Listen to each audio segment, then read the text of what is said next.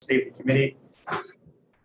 As chair of the Criminal Justice and Public Safety Committee, I find that due to the state of emergency declared by the governor as a result of the COVID-19 pandemic, and in accordance with the governor's emergency order number 12, pursuant to Executive Order 2020-04, this public body is authorized to meet electronically. This is a public hearing with the potential for an executive session to be held throughout. Please note that there is no physical location for members of the public to observe and listen contemporaneously to this meeting. However, in accordance with the emergency order, I am confirming that all members of the committee and select legislative staff have the ability to communicate contemporaneously during this meeting through the Zoom electronic meeting platform. And the public has access to contemporaneously listen and, if necessary, participate in this Zoom meeting platform or by telephone. All necessary access information has been made available in the House calendar and through the electronic calendar on the General Pro website. Notice for this meeting complies with the House rules and RSA 91-A. Anyone who has a problem accessing the meeting should call 271-3600 or email hcs@leg.state.nh.us. In the event the public is unable to access the meeting will be adjourned and rescheduled. I want to introduce the staff that are on the meeting assisting us. Brad Greben, who's the committee researcher. Please note that all votes that are taken during this meeting shall be done by a roll call vote. Let's start the meeting by taking a roll call attendance. When each member states their presence, please also state whether there's anyone in the room with you during this meeting, which is required under the right to know.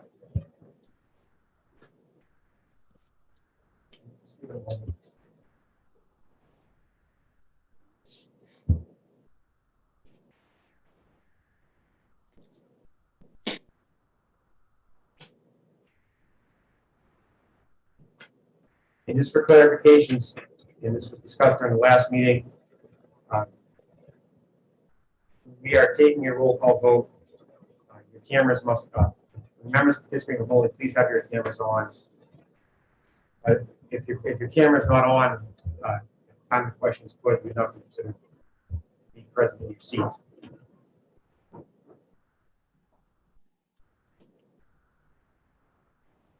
Clerk will now call the roll. Vice Chairman Welch. Yeah. Representative Burke. Here. In committee. Representative Hopper. Here. Representative Green. Here. Representative Wallace. Representative Testerman. Here. Representative True. Here in the committee room. Representative Pratt. Yeah. Representative Marston. Here. Clerk is present. Representative Harriet Gathright. Should be back. Representative Pantelakis. So hit blocks and unmute. Here. Representative O'Hearn. Present. Home. Representative Bourdonnais. Here, alone. Representative Muse. I'm here alone in my office. Representative Newman. Here and home alone. Representative Minjaputi. Here at home by myself. Representative Conley. Representative Klein Knight. Here with family in another room. Representative Bradley. Here with my daughters. Representative Wallace. Present in the room. Representative Harriet Gathright. Mr. Chairman. Should be back. Chairman. Oh, chair is present. Mr. Chairman, I do know that Representative Harriet Gathright is here, so when I see her back up. You're waiting for Representative Conley. Representative Conley will be joining us, so if he does, make a note of that as well. Yes.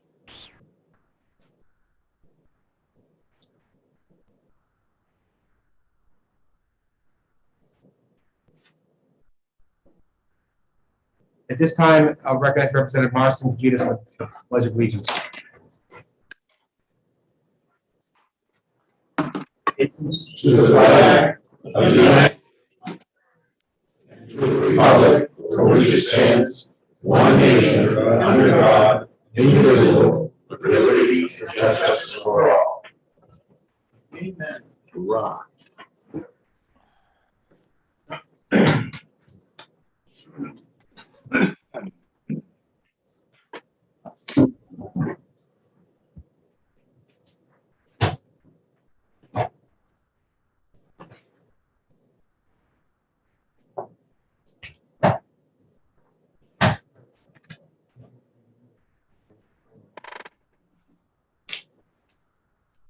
Or away? Yeah. No.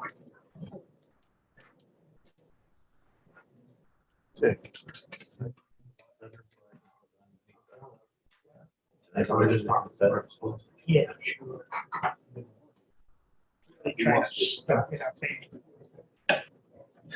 No, because we passed it 15%.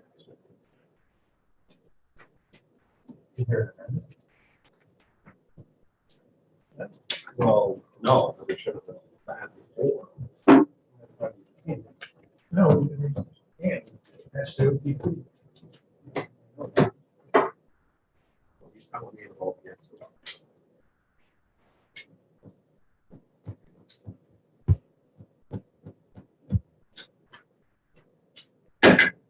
At this time, we are going to reopen the executive session on House Bill 408.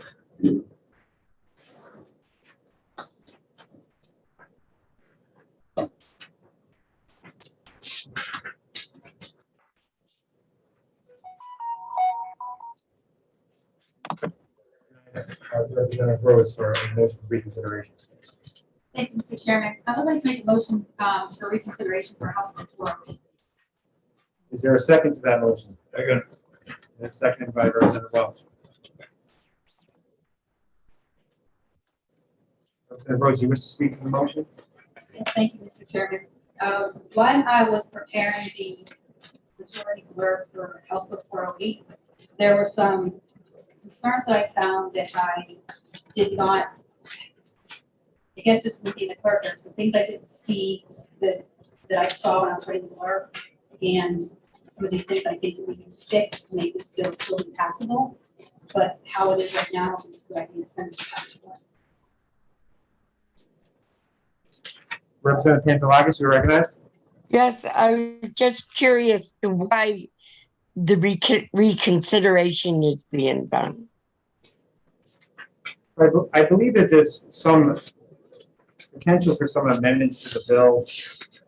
From what I've heard, at least what has been expressed to me, one of the concerns was that the language involving the term reasonable, like when it comes to when would this apply and when would it not? I understand that there's an interest not list a specific type of jobs, but I think it would, the term repeat interaction with the minor, there was some concerns over how that would apply. We did hear some testimony on that, and there was some discussion during the public hearings on whether that applied to the clerk at the convenience store. I think it would make sense for us to maybe look into putting some clarification of what that term would be. Thank you. The other issue was for an employer, and it says that they can be notified orally or in writing. It is probably best practice to make that done in writing. I would recommend all employers do it in writing, but in order to do that, we don't have the amendment ready. If we feel that the bill should be amended, I guess we take care of business on our end before we send it out. And given our time constraints, the reconsideration would likely have be followed by a motion to retain it, so we can make this a good bill much better. Thank you.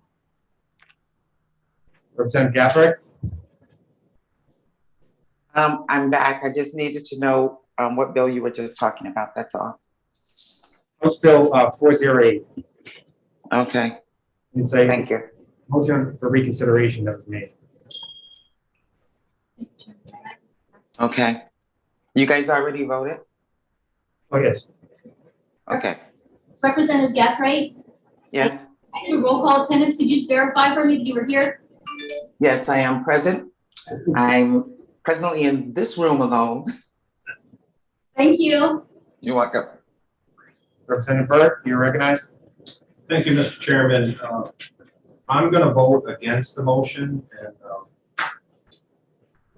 and I think, I'm not seeing any major issues that a small amendment on the House floor would take care of.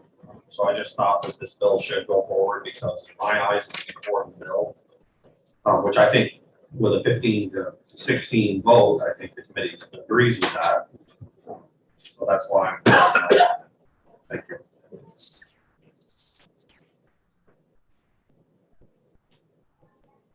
Representative Green. Yes, Mr. Chairman. Could you refresh my memory on why the Sergeant of State Police objected to this bill? I'm unable to specifically refresh the memory on their specific objection of why they opposed it. I don't remember who said this, but much of the opposition wasn't really the policy that this bill. I think the policy was really accepted by most individuals. I just think that the application of that term,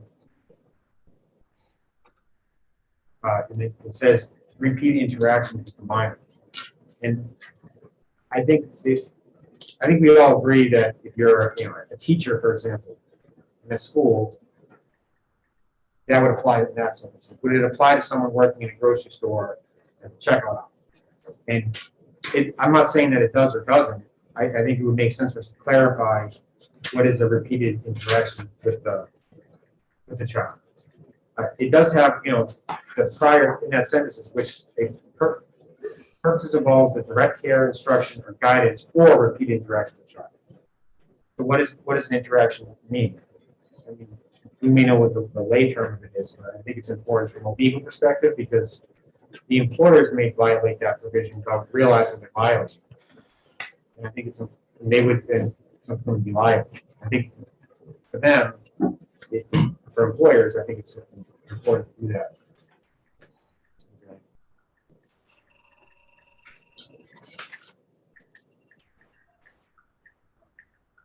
Seeing no further, Representative Hopper, you're recognized. Thank you, Mr. Chair. I'm going to vote for reconsideration because I was during the hearing, I was bothered by the idea that repeated interaction with children is pretty vague. So if I was an employer, because when we send somebody to prison for something and they get out, they should have a reasonable possibility of rehabilitating themselves. That possibility is limited if they can't find a job. And if I was an employer and I looked at this law, I would be very hesitant to hire somebody who is working even in a convenience store, because under this, it would be repeated interaction with a minor, although it was not a close interaction that which would likely lead to any kind of abuse. Still be a liability issue if something did happen. So I think we do have to narrow that deal down to make this better. So I'm going to vote for reconsideration. Thank you, Representative Hopper. And to expand on that, so an employer can hire someone and then they can be in compliance, but if a customer or a minor comes into the store a certain amount of times, all of a sudden the employer is no longer compliant. And I think having some specifics to when that would apply, at least to look into how we can maybe tailor a definition to that, would be in the public interest. Seeing no further hands raised, and for the members who are participating remotely, once the question is put, your camera would need to be on. So I would.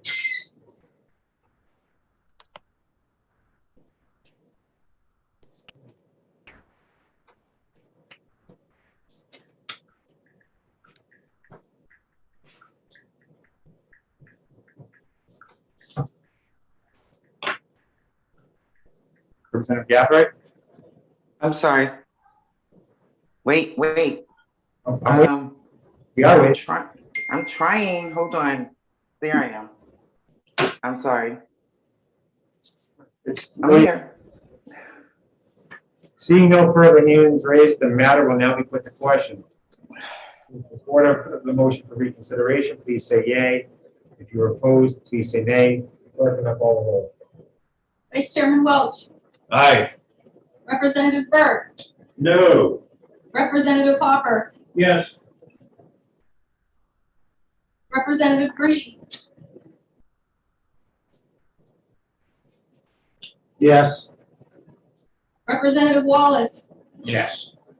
Representative Testerman, Yes. Representative True, Yes. Representative Pratt, Representative Marston,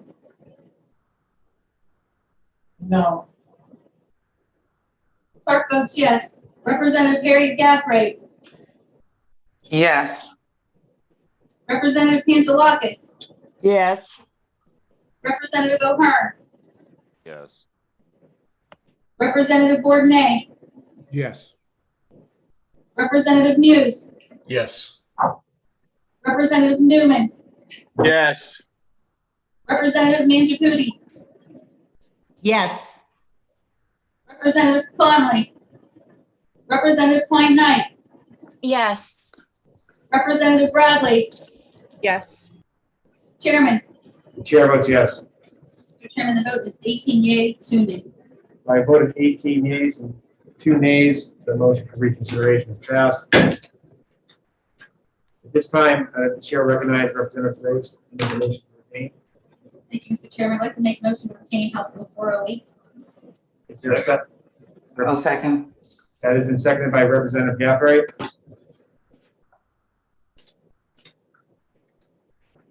We discuss the motion to retain. Mr. Chairman, thank you. I believe we had all the discussion when we discussed retaining it. I'm sorry, we discussed the reconsideration. Madam Representative Marston, you recognized for a question? Yeah, I'm like, is this retained or did you just vote on the pass? We voted to Reconsider. Reconsider, I got that. Now it's voting to retain. It was previously voted off the pass, I believe by a vote of 15-6. Yes. We reconsidered that and we are now would retain the bill. I got you. Thank you. Seeing no hands raised at the, Representative True. Thank you, Mr. Chair. I voted against the bill originally because I found so many problems with the way it was written. One of them was the verbally or in writing that the employer would have to make sure it was followed, even though the law says the employee has to do it. That there's I had problems with the person who has already been sentenced and served his punishment was still being punished years later because of his previous crime. So now I guess the motion, what we're faced with here is to go ahead and rewrite the entire bill.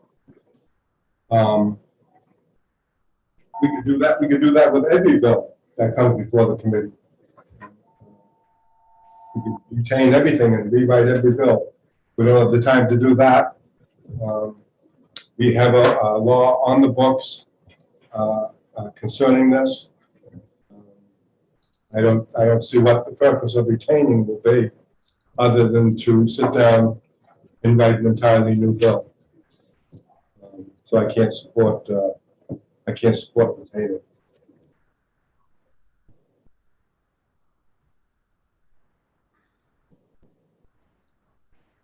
Representative Knight. Thank you, Chair. I agree with Representative True that I don't find this necessary, and I find that if it were to pass as it is right now, that unforeseen people would be losing their jobs that are in rehabilitation. That was discussed because we weren't clearly defining things. Repeat people working at a convenience store, or what does that even mean? So there's a lot of language that was unclear, that was open-ended, that could turn into a lot of gray areas. So I think this needs a lot of work, and I think it needs to be a whole new bill. Thank you.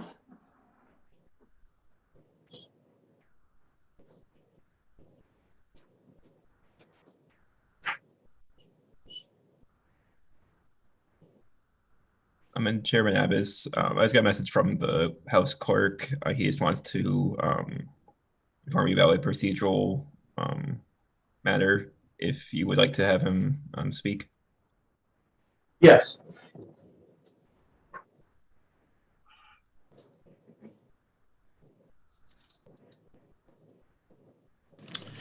Good morning, Mr. Chairman, members of the committee. I just wanted to inform you just very briefly of the situation. So you voted for reconsideration. The issue now is that the motion before you is back to what the motion that was adopted previously is. So you can't substitute a new motion until you dispose of the original motion. So the motion before you is the original ought to pass as you passed it, okay? So I just wanted to point that out. In order to entertain a retained motion, you have to defeat this motion. Could the ought to pass be withdrawn? I guess technically it could. If both the mover and the original seconder withdraw their motions.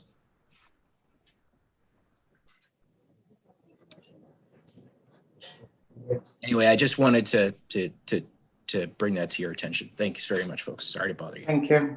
Mr. Clerk. You made the motion about the pass. All the second. The second by Representative Welch. So my understanding is that the motion about the pass was made initially by Representative Rhodes, and then that was seconded by Representative Welch. I guess Representative Rhodes, do you wish to withdraw your motion about the pass? Yes, Mr. Chairman. And yes, Representative Welch wishes to withdraw the second. You may want to get the reverse one if that's. Either way, the two members who made the motion about the pass and seconded both withdrawn that. Okay. I think for the sake of what we're for procedure, let's make the motion for reconsideration again. The initial motion might not have been. Representative Rhodes, you're recognized for a motion to retain too. So they have to vote to. No, up for withdrawal. We don't have to vote on the withdrawal. It could be done. If it was defeated, then we can go on consideration. My understanding, the clerk suggested that if it could be withdrawn, provided both the members who made the initial motion about the pass and whoever seconded agreed to withdraw, which we just did. But now, if the motion to retain would need to be made again. So I'll recognize Representative Rhodes to make a motion to retain. Thank you, Mr. Chairman. I'd like to make a motion to retain House Bill 408. And I'll second again. That was seconded by Representative Gaffney. Representative Hurt, you are recognized. Thank you, Mr. Chairman. Before to remove the ought to pass, the question I had was, where's the committee file so we can confirm that's what was happening, what happened, who made the motions? Because it sounded like there was some, well, we think it was me, but I just wanted to see the file and make sure that that's what happened. Because I don't remember who made the motions. Oh, you did? Okay, that is the way it is. Mr. Chairman, I do know this. Yeah, if you wrote it down, then I could. I'm certain that I made the motion of ought to pass because I have down to do the work on it. Okay. Sounded like there was some confusion, that's all. I want to make sure that it was correct. You say that it is. So Representative Marston? Thank you, Mr. Chairman. I'm a little bit confused, but when we first had this motion about to pass, did we not take? Yes, We did. on February What 26th. was the result of that roll call? Was not, the result of the vote, of the roll call was not to pass, 15 yeas and 6 nays.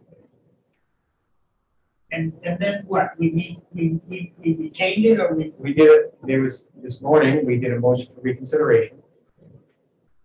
And that passed, I believe, 19 to 2, 18 to 2, 18 to 1. In any event, the motion for reconsideration has passed. The clerk instructed me that, or advised that the motion about to pass, once you reconsider it, the motion about to pass is still on the table or not open. We need to dispose of that. Right. Which we could have disposed of it by defeating it, or the members who offered it to withdraw. The members who offered it was offered by Representative Rhodes, and it was seconded by Representative Welch. They both withdrew the initial offer and the second. So now Representative Rhodes has been recognized for a motion to retain. That was seconded by Representative Gafford. Thank you. Representative Conley has joined us. Representative O'Hearn. I just have a question. I understand the clerk jumped in and, Representative O'Hearn? hello? And I don't know why I'm unmuted. You may yell at us. Hello? It's better. Hello? Okay, well, I'll try this. Can you hear me? Yes. Can you hear me in the room?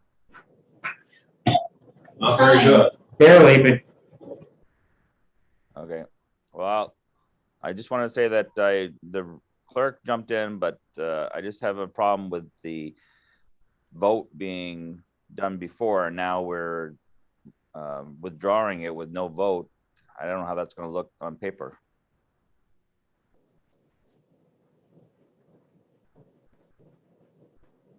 so motions have been withdrawn on several occasions. At least in this year, an example was, I'll use Representative Preston's bill as an example, the one involving the summonses on good behavior.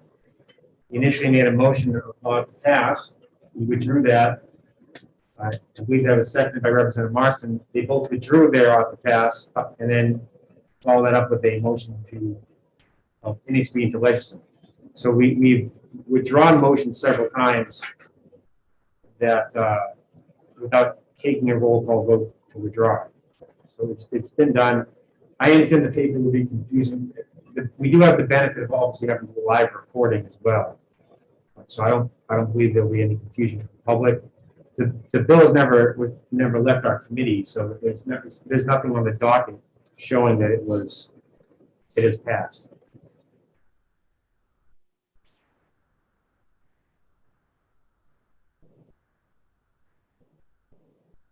I would just say that we've always withdrawn it before a vote, but this was already voted, and now we reconsider it. That's what I'm trying to state. I think it's a valid concern, and it wouldn't hurt. The motion's already been withdrawn, and then we've already recognized and seconded another motion. So I guess if we were gonna vote to withdraw the ought to pass, we may have gone past that. The only way to do that would be to withdraw the motion to retain, but I think we're just going around and that's creating more confusion. But I do appreciate the concern raised, Representative Rhodes. Thank you, Mr. Chairman. Just to clarify, I did text the clerk because there was some confusion in the room, and he is still on our call, and he has informed me that yes, we did the reconsideration was correct. Then myself making the motion to withdraw the ought to pass, Representative, well, seconding that was exactly what we needed to do, and now we are thumbs up to go forward with the retaining of the bill. Representative Burt, you're recognized. Thank you, Mr. Chairman. If I recall right, Representative O'Hearn is right, that we should have voted on it, but the example you gave us, I don't think there was an actual vote. I think there was a motion, then we discussed, then they said, oh, okay, well, maybe we should make a different motion. Then they withdraw their motion. I don't think there was ever a vote like this. This was an actual vote that we might be able to do it. According to the clerk, it just doesn't look good. The public's looking going, ooh, what the hell's going on up there? And in my eyes, we should have voted, piece of paper. I understand what you're saying, and Representative O'Hearn also noticed that distinguished my example of pointing out that there was an actual vote done on HB 408. I will say, and I'll say the same thing, I'll repeat it, but I think Representative O'Hearn, I'll say again, that practice may have been a good procedure to follow. The problem is we've already now, that motion's been withdrawn, and it's now a motion to retain or open. That would have to be withdrawn in order to do that. But if the motion's already been withdrawn, how do we vote on something that's been withdrawn, right? I think that my point is, the time to do what's being recommended may be best practice, but it's also past. We should move the question. The reconsideration is now undid the OPPN. So, and we voted on reconsideration.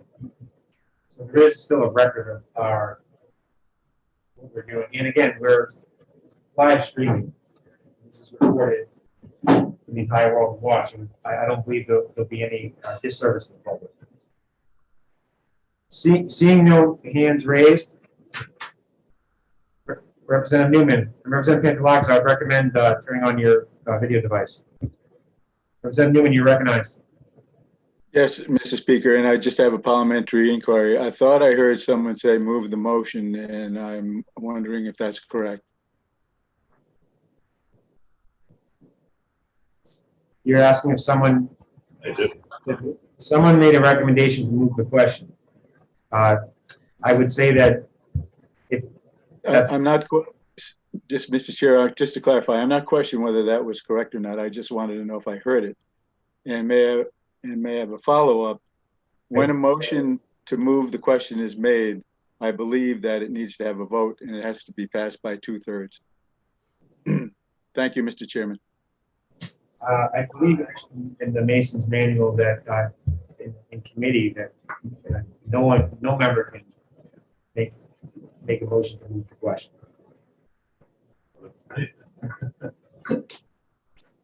That's not permitted in the committee. That is in the Mason's manual. Thank you, Mr. Chair. We got 10 minutes before we start. I do got, in any conversations you hear between myself and Representative Welch, it's us.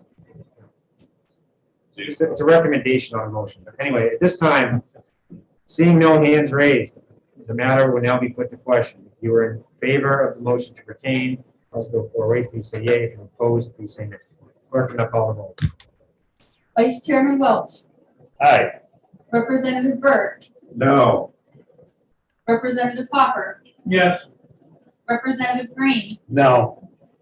Representative Wallace. Yes. Representative Testerman. Yes. Representative True. Nay.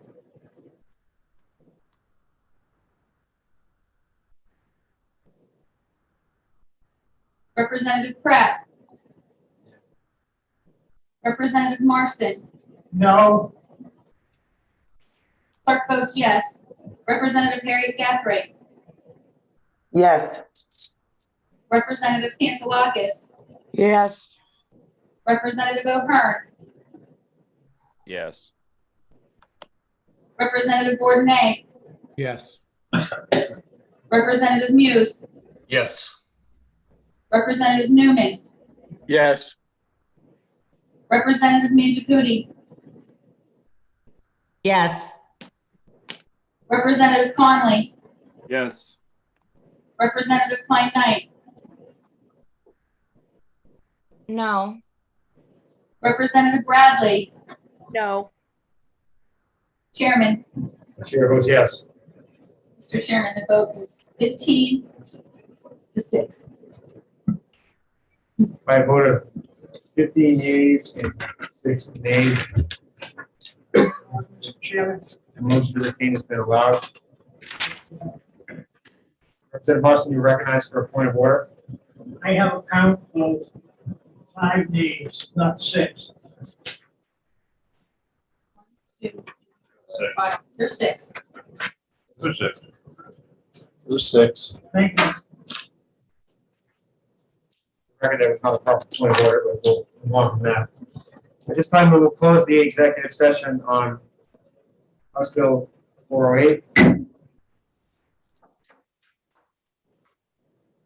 And we will remain in recess until 10 a.m.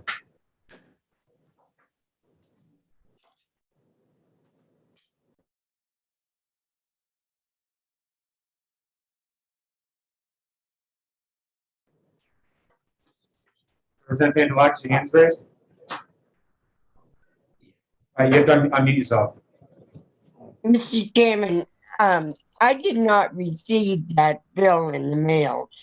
I don't know about anybody else, but I'm not able to print out those bills, and I think it's very unfair that we have to work at home and don't know what's going on. And I hope we can cure that.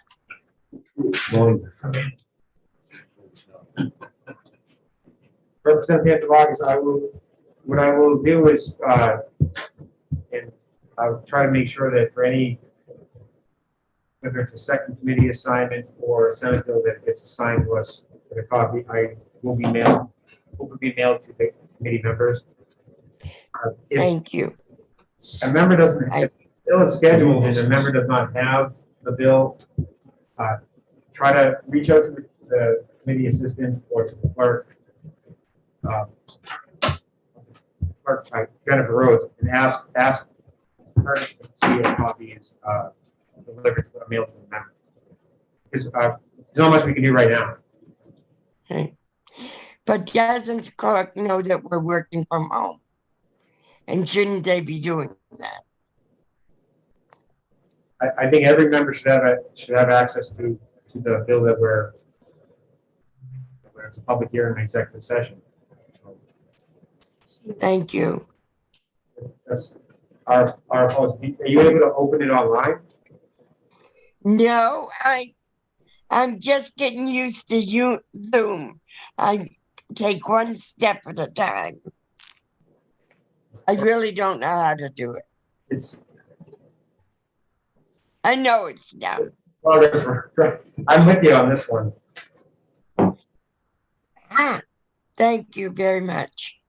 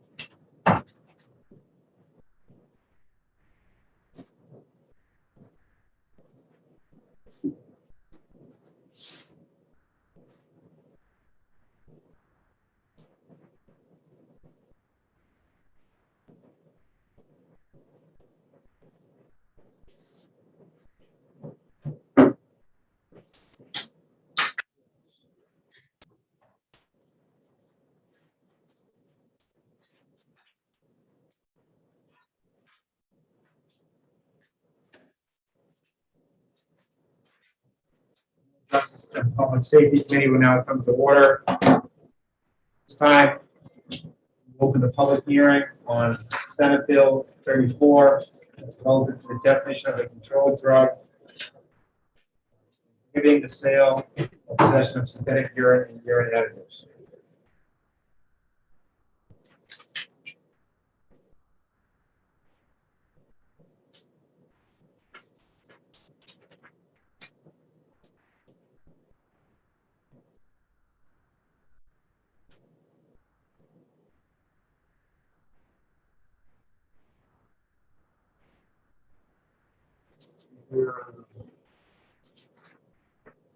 Is there a sponsor present to introduce Senate Bill 34? This time, please raise your hand. Mr. Chairman, I don't see any senators on my list here. Mr. Chair, I know Senator D'Alessandro was planning on testifying on this bill today. He is having some technical difficulties. He is calling in now. I believe he might have just called in. You want me to allow that number, Mr. Chairman? Yes. I think it Here he is. Hi, is this Representative Alpes? Yeah, yes. Representative Alpes, this is Senator D'Alessandro. Sorry for all the confusion, but our internet is down here, and we've got a man working on fixing our system. Our phones are down, so I'm speaking to you with a cell phone. So I appreciate your patience and your courtesy. It's no problem, Senator. The chair will now recognize you to introduce Senate Bill 34. Well, thank you very much. For the record, I'm Senator Lou D'Alessandro. I represent District 20, Manchester Wards 3, 4, 10, 11, the town of Goffstown. And I come before you as the prime sponsor of Senate Bill 34FN. Senate Bill 34FN was Senate Bill 709FN in the 2020 section. It passed the Senate, was passed on to the House, but it was tabled in the House due to the suspension of legislative activity as a result of the COVID-19 pandemic. Here's what Senate Bill 34FN does. Senate Bill 34FN is brought forward at the request of the New Hampshire Department of Safety and the former Manchester Police Chief David Mara, who works in the governor's office. Senate Bill 34FN does three things. It inserts a new definition of controlled drug analog. It inserts a prohibition on the sale or possession of synthetic urine and urine additives, and it repeals obsolete statutes governing the sale of synthetic drugs. There are people from the New Hampshire Department of Safety here to speak on the specifics of Senate Bill 34FN, but the purpose of Senate Bill 34FN is to give law enforcement the tools they need to combat synthetic drugs. I thank all of you for allowing me to speak before you at this point in time, and I appreciate the problems that result as a result of our telecommunications situation. But thank you so much, and if you have any questions, I'd be more than happy to address them. But people from DOS, Department of Safety, will be here, and I'm sure that they have all of the answers that you need. So, Mr. Chairman, thank you so much. You have a great, great, great American Day, and thank you and every person on the committee for their service. Thank you, Senator. Seeing no hands raised, this is excused. If there are any members of the public who are in attendance that wish to testify, please raise your hand.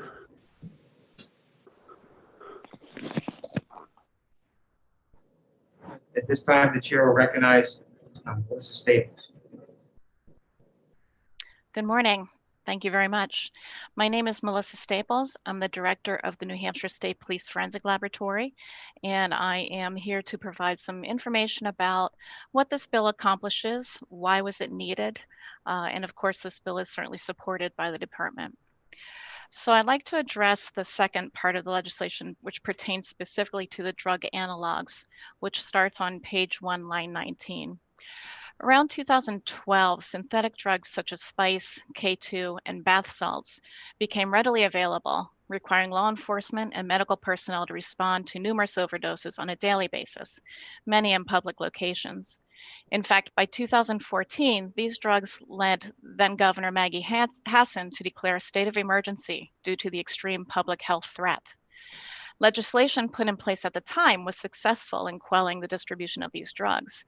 However, drug analogs such as additional bath salts are becoming prevalent once again, particularly in the western part of the state. This is causing medical emergencies and increases in crime, but the current law does not support prosecution for these drugs. The current law regarding what is considered to be a drug analog is essentially unenforceable, and I'd like to take a moment to explain why. The first part of the current verbiage for the definition of a controlled drug analog reads as follows.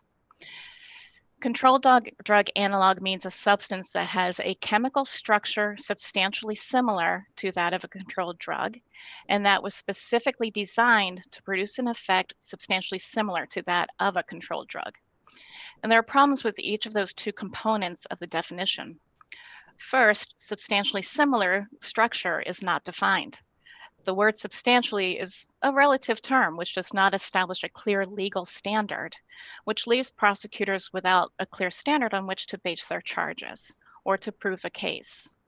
Second, specifically designed to produce an effect substantially similar to that of a controlled drug would require prosecutors to know what the person who manufactured the drug was thinking, what their intent was when they produced the drug.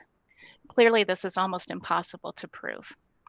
The proposed language in this bill solves both of these problems. First, there is a new definition of substantially similar structure, which is provided on page 2, line 10, which goes into detail about what this term means. So it's no longer a relative term that could be up for interpretation. Secondly, the intent of the manufacturer is replaced with the ability to produce laboratory studies which show this analog to essentially have the same effect as the original drug. And that portion is on page 1, line 23. These studies would show things like the drug binds with the same receptors in the body as the controlled drug.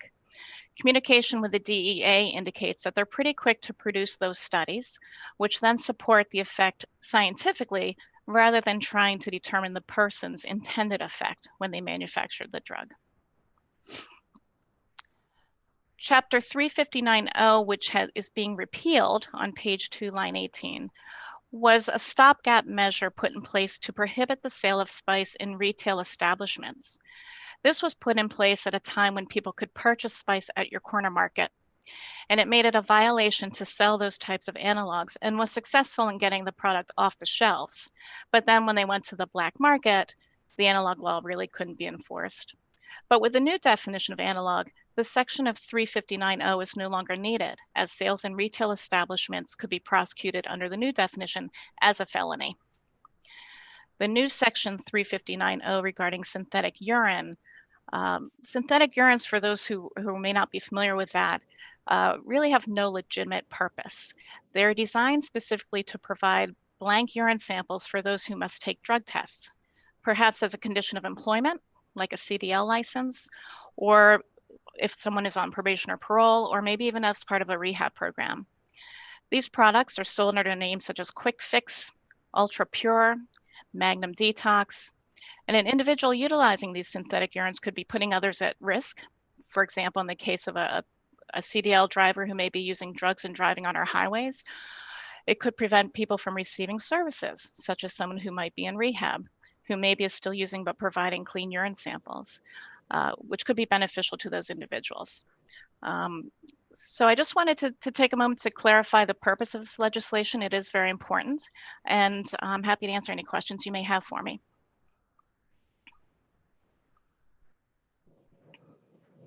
Representative Bourdon, you're recognized. Thank you, Mr. Chair.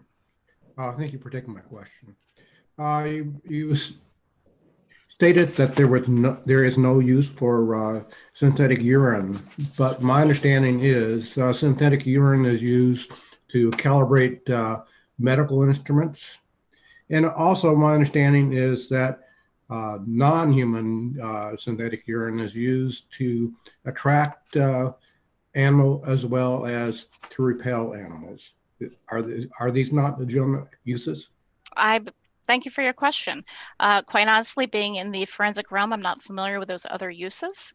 I think the intent of this legislation is really to ban the common sale of these things so that they are very much being able to be received by the individuals who are using it for the purposes I described. However, as you mentioned, there could be other potential uses that I'm not aware of. Thank you. You're welcome. Representative By Knight, you're recognized for a question. Thank you, Mr. Chair, and thank you for taking my question. Are you aware that there was a law passed the House in 2017 that specifically for synthetic urine so that consumers can still purchase it for what Representative Bourdonnais was suggesting, and also we can go after criminals using it to cheat drug tests? How would this differ? Is this updating the law, or can you elaborate on how this differs from the 2017 law? You know, I wish I could. I do remember testifying on this same subject several years ago. And honestly, I kind of lost track of what had happened with that legislation. I'd be happy to review it if you had the number for me. But at this point, I'd like to review it before I had comment on how this may be different.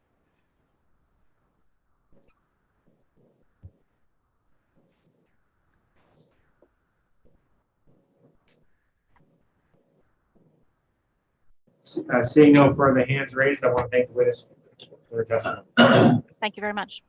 Your excuse. Chair now recognizes Bob Oxley.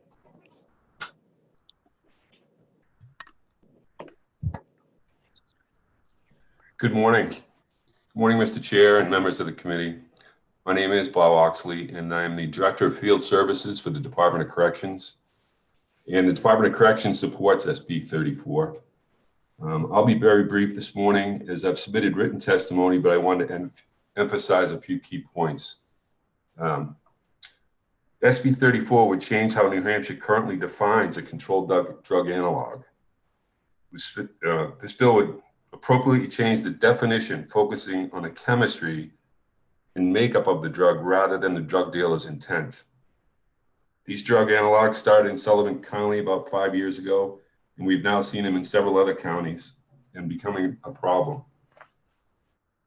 As drug dealers continue to get more sophisticated in the area of controlled drug analogs, we expect to see more in the future throughout the state. SB 34 would allow our probation parole office to focus on combating these sophisticated synthetic drugs, and will improve the lives and opportunities for those in the communities mostly impacted by them. Again, I said it'd be brief, but I am available for questions. Representative Chair, you're recognized for a question. Thank you, Mr. Chair, and thank you for taking my question. On the last part of the bill, on Chapter 359.0, sale and possession of synthetic urine, isn't the sale and possession of synthetic urine against the law in New Hampshire now? Thank you for the question. I'm not certain, but I'll certainly find out. I know it's a problem for the probation and parole officers throughout the state. You know, when they use it when being tested, it's for no other reason than to disguise their illegal activity. But I will find out. I'm not sure if the current law has that or not. Representative Hart, you're recognized for a question. Thank you, Mr. Chairman, and thank you for taking my question. How many other states currently have, similar or this law in use, and does it work? Thank you for the question. That's a great question. And again, I apologize. I'm not sure how many other states, but I'll certainly find out and report back. All right, thank you.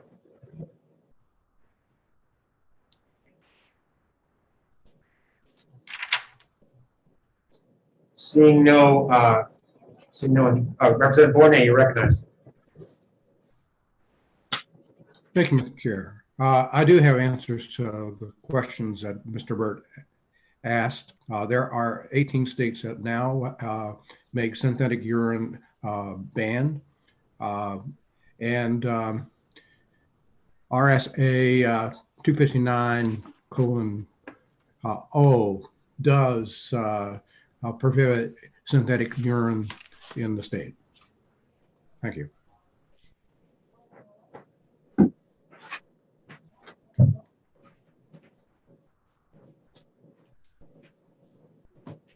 Seeing no hands raised, I want to thank the witness for his testimony. The witness is excused. Thank you.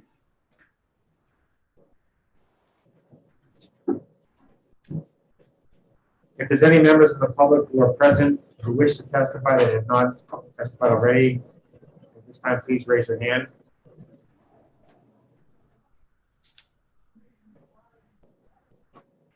Seeing no hands raised, this time we will now close the public hearing on Senate Bill 34.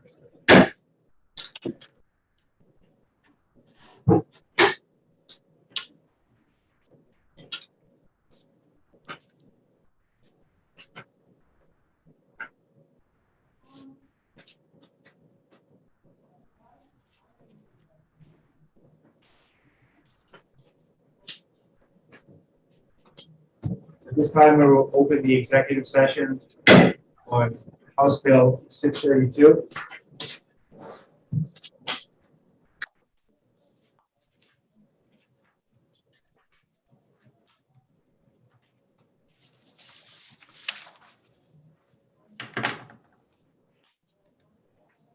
Banning a sentence of life of imprisonment without parole for a juvenile convicted of homicide.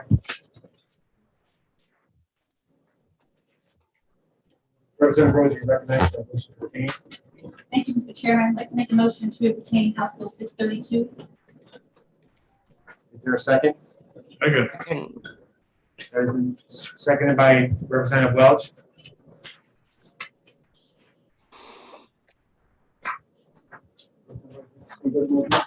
Thank you, Mr. Chairman. There's a lot of great intent behind this bill, but I have to agree with a lot of testimony we heard, considering a person's age and the decisions that they're able to make. And with that being said, it kind of led us to more questions about patterns, repeated behavior. For an example, the man responsible for the marathon was a minor.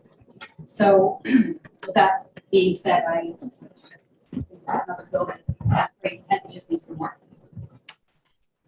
Senator Testament. Thank you. The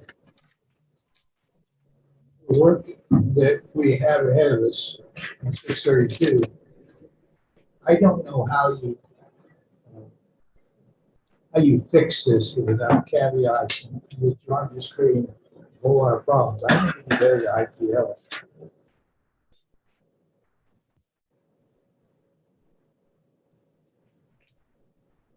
Representative Klein Knight, you're recognized. Thank you, Chair. I really find that retaining this it's really a disheartening move. I think that this bill is perfect. It simply clarifies that we're not going to be condemning a child in our state from the right to be heard before a court of their peers. We're simply denying them a right to be heard forever for the rest of their lives when they did something when they didn't have fully developed frontal lobes. I don't think it's up to us to condemn anybody in that situation. And really, again, this is just to allow someone the opportunity to have their voice heard. They can then, you know, by case basis, deny that person if they're not on the track to rehabilitation. And there's a course correction made for each individual that is in the criminal justice system. By denying this to minors, you are condemning them for the rest of their lives. I cannot support this retain motion. I think it does a disservice to all children that could be caught in a terrible situation. Thank you. Representative Mangiapudi? It's not about the bill. I'm not able to hear very clearly when people in the room are speaking. It's very, I wanted to know if it is just on my side or everybody else. I can hear who are on Zoom, but when some members in the room speak, it's very choppy. Just wanted to ask if I'm the only one. I can check my side. And another member who's working remotely, can someone second that? Is that a system problem? Representative Bornay? Thank you, Mr. Chair. Yeah. I have to agree with Representative Klein-Knight that this bill is very good the way it is. Maybe it's not perfect. It doesn't take care of adults that are younger, are older than juvenile, but this would be a good thing for our justice system. Thank you. Before I recognize anyone to speak on the bill, the question that is open, can the members participate remotely? Are they anyone else having trouble hearing the members in the room? If so, can you give me a thumbs up? Mr. Chair. Representative O'Hearn? I think the reason that it becomes choppy is members in the room that have mics near them are moving papers, and that is making the mic go to that person, and that's why it becomes choppy and takes away from the other person.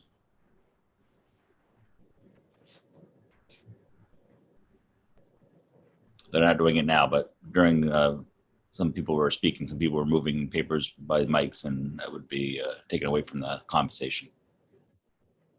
May have been me. I apologize if that was. You guys, this. Okay, that was definitely me. That was the chair, and I apologize for that. I will be more mindful of that. Thank you, Mr. Chair. Representative Muse? Thank you, Mr. Chair. I believe this is a bill that that we should be passing, not retaining.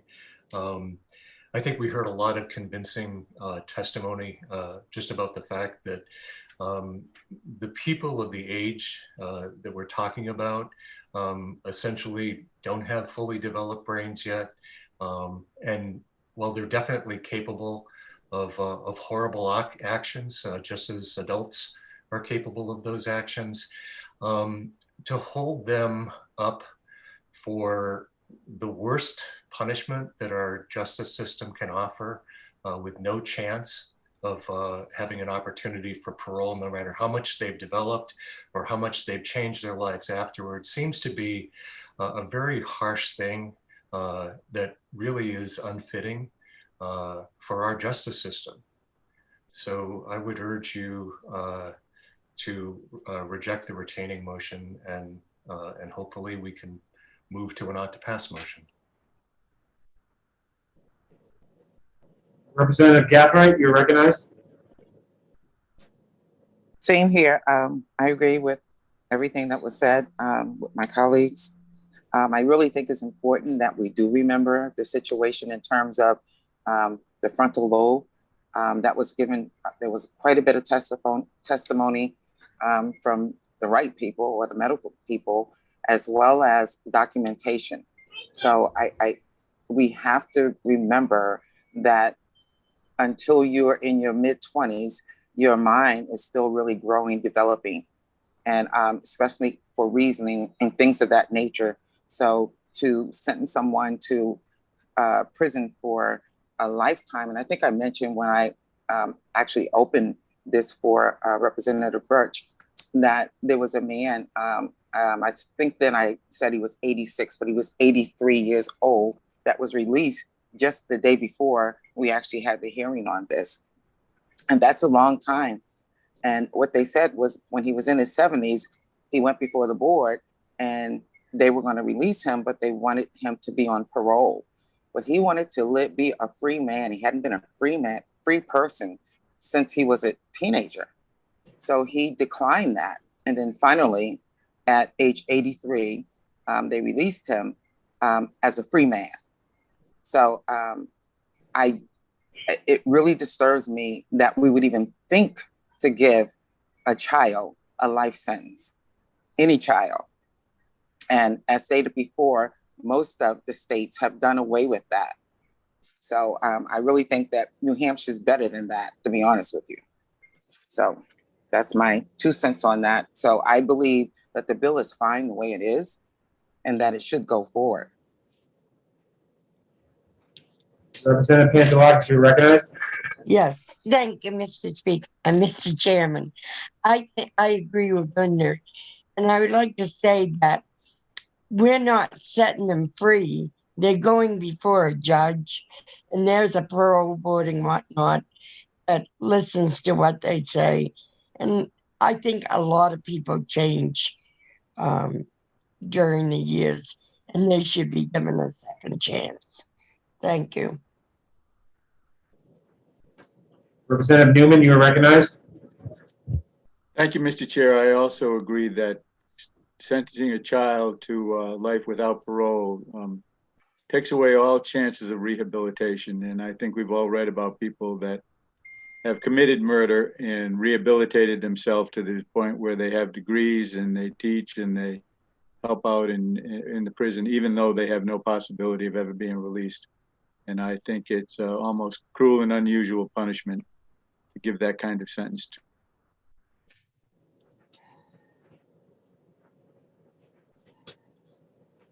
Did it? Representative Mangiapudi, you recognized. Thank you, Mr. Chair. This time it is about the bill. And I think looking at it, this is a very important bill for New Hampshire when we are facing such a shortage. I mean, youngsters to be life imprisoned and not have a chance of parole. We are just the human potential. And I think this is just not right action to take. And I think we need to look at what's available to us and how do we harness, because it's very evident, the scientific studies, evolving brain, this gives those youngsters an opportunity. We have the opportunity to train and shape those minds while they are imprisoned and make that wrong the right in terms of neurological growth. And I think this would be a hindrance if we retain it. Let us, I think looking at the bill, looks like a good one to pass.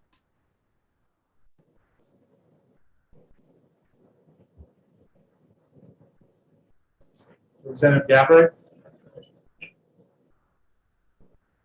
The other thing is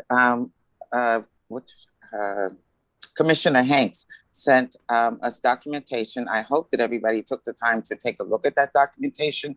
I think if I remember correctly now, it was 4 or 5 people in there that at the time they committed the crime, they were 17 years old in the state of New Hampshire.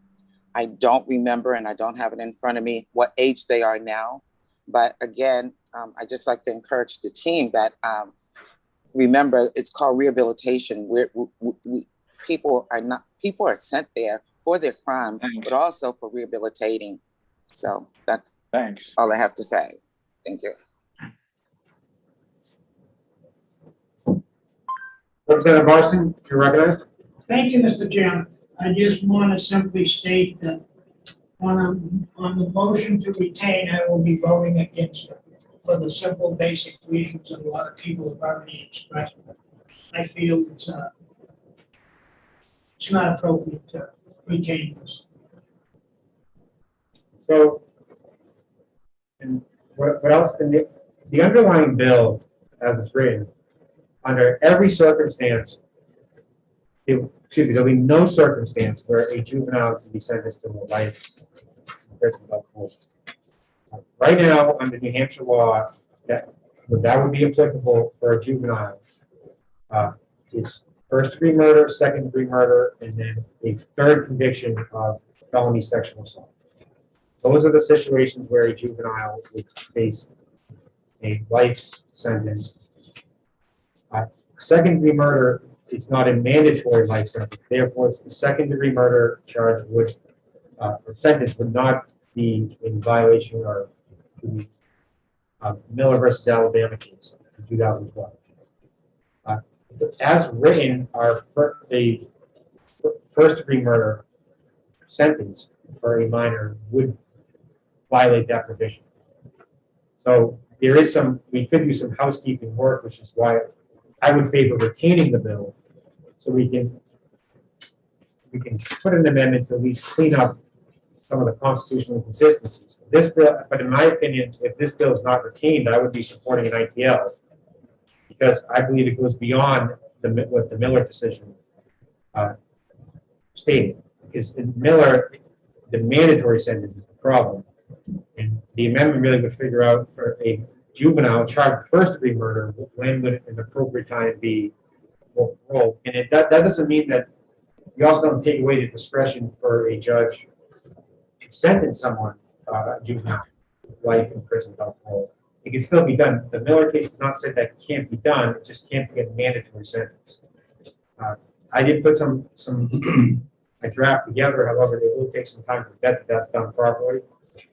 So I would say it's in the interest of retaining it rather than putting something forward that I would say I'm not confident done right.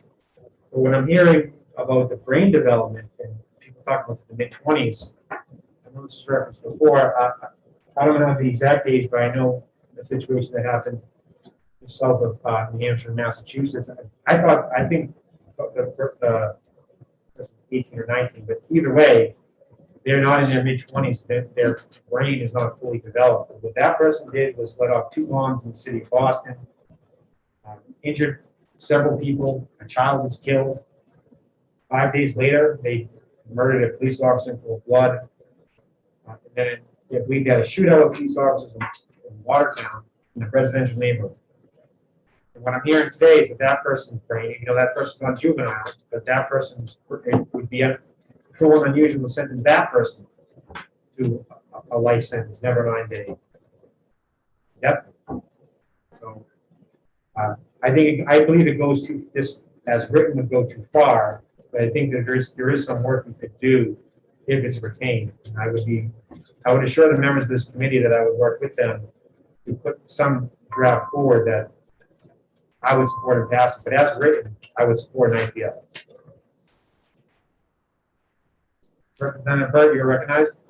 Thank you, Mr. Chairman. And I agree with everything that you said. The Miller case is very clear. Helen Hank sent us some information that I still have more questions to.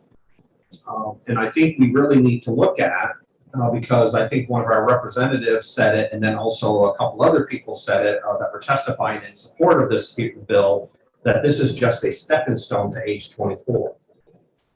So I think we need to look at all of that. So retain really is the right motion at this point. So we can look at those things that I have concerns about.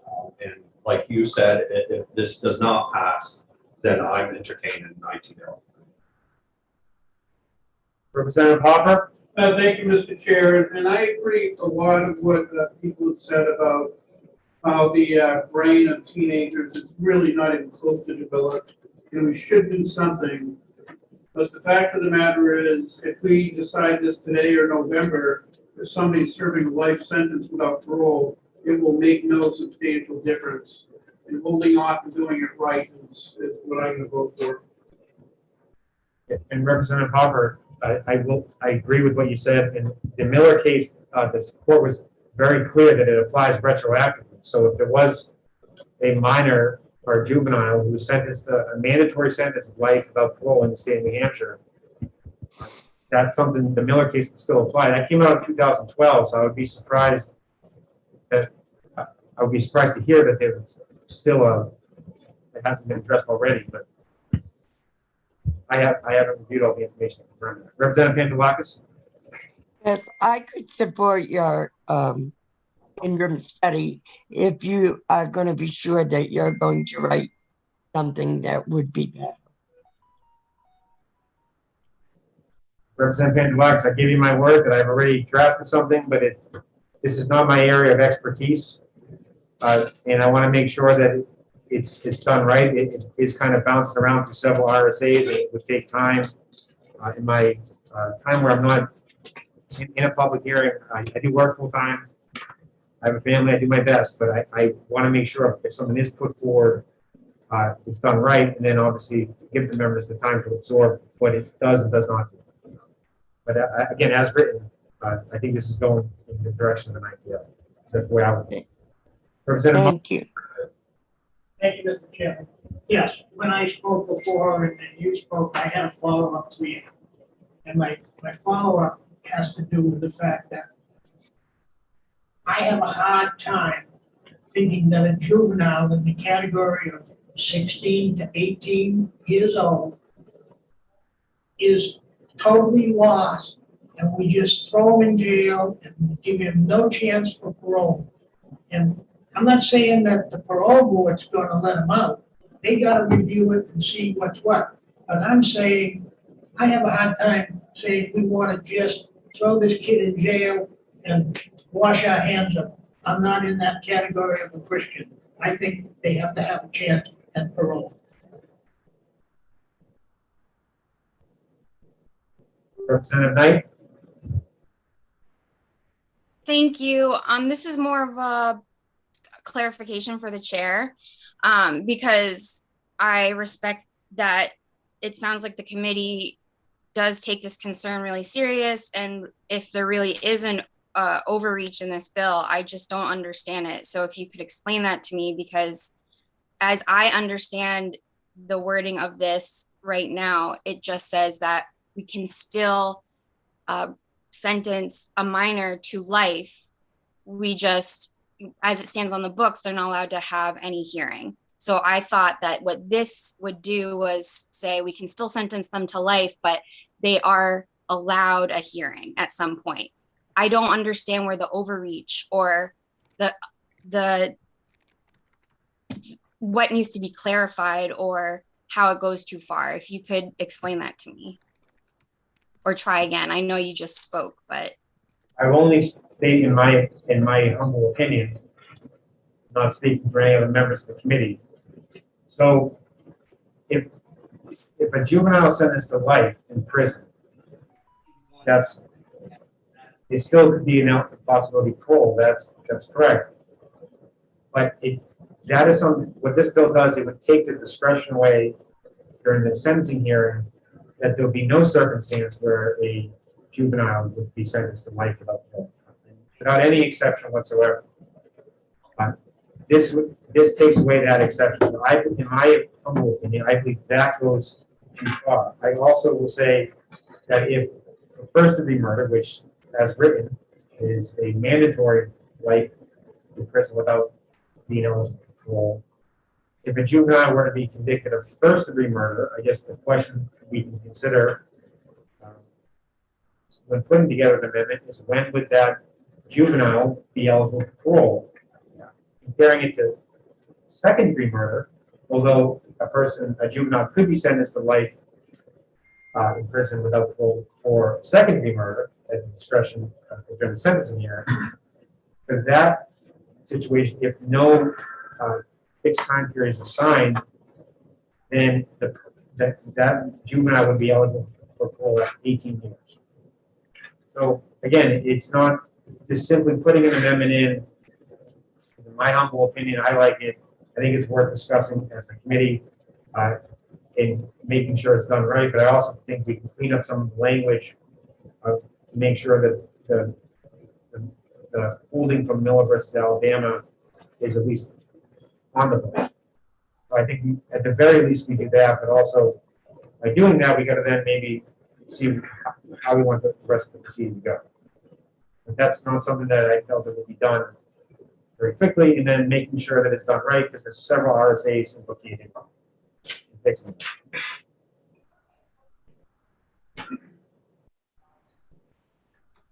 Representative Conley, you're recognized. Thank you, Mr. Chairman. I appreciate the thought that you and other committee members have put into this and really wanting to get it right. I think the bill, is okay as it is. I'd like to see it get to the floor this year. I'd like to defeat the retaining motion and make another motion. I think there's been a lot of viewpoints offered today. Retaining closes this door. I'd like to see a chance at OTP or ITL and see where it falls. But retaining, I don't think we're going to get to a different result next year. I think we have the bill. Let's vote on it now. Let's get it to the floor.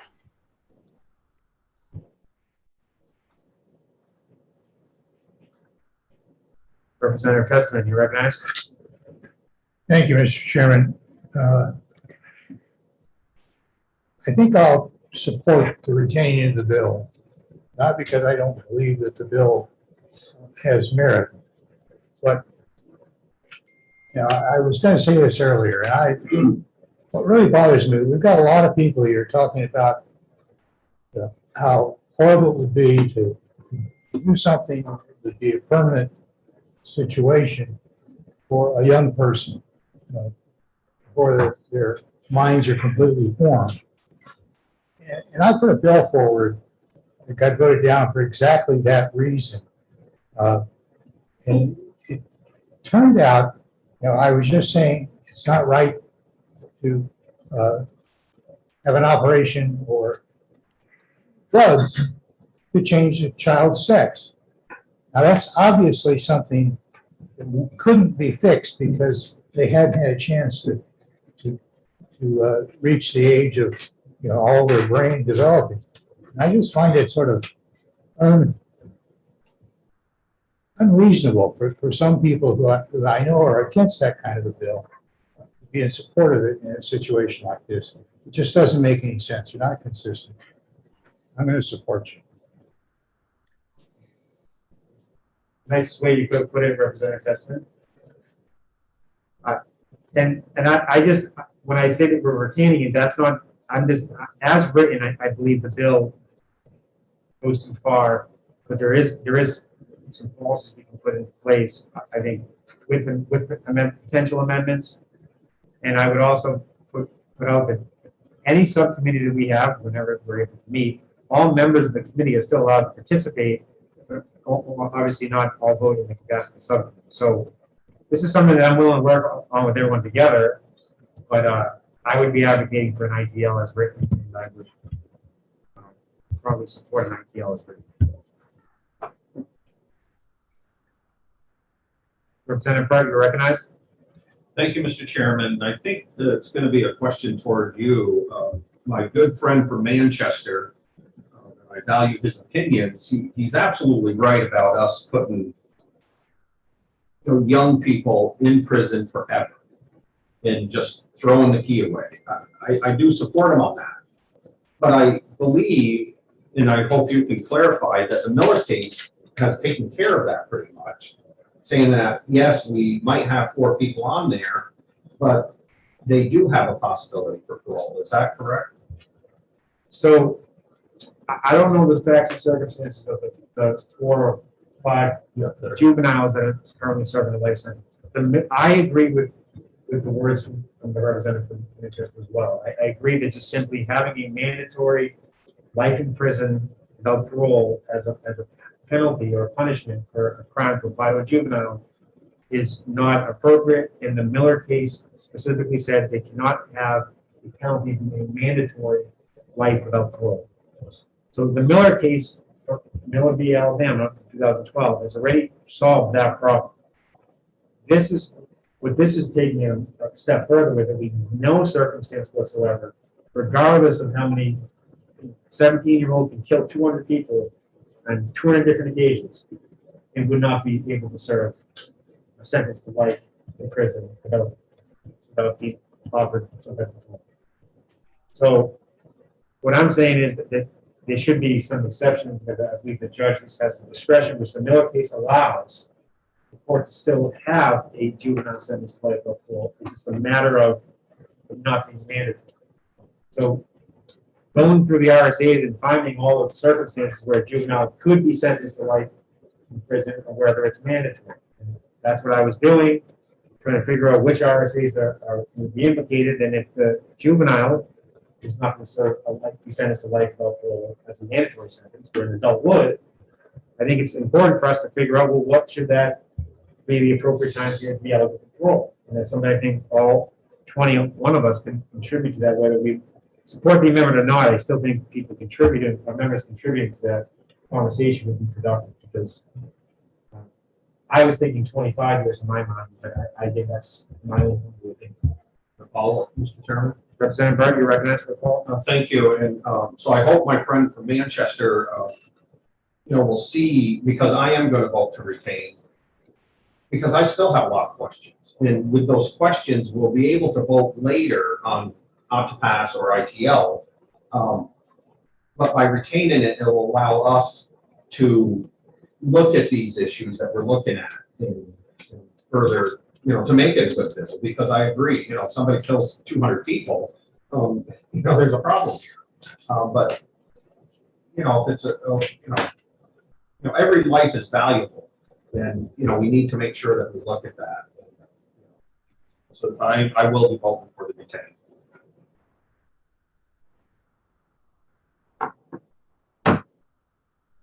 Representative Welch, you recognize?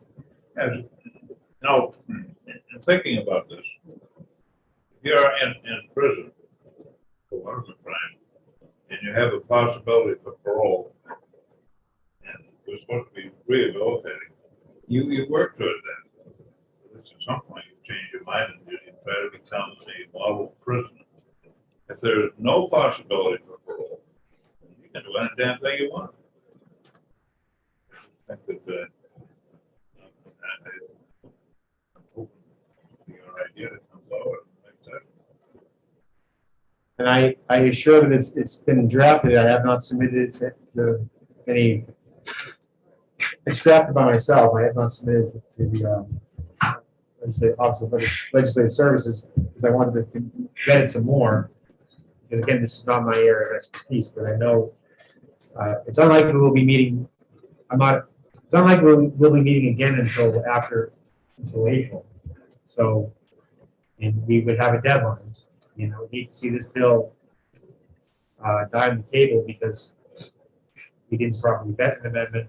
I would also say that if we were not in some of the restrictions that we would have been, this might have been something we could have worked on, but it's very complicated. But when I say I've already put my own personal draft together, it's out there.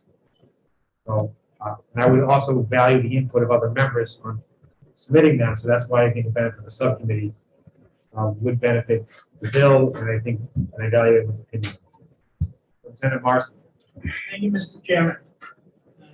My final comments at this time will be, I can understand retain, but if I'm one of the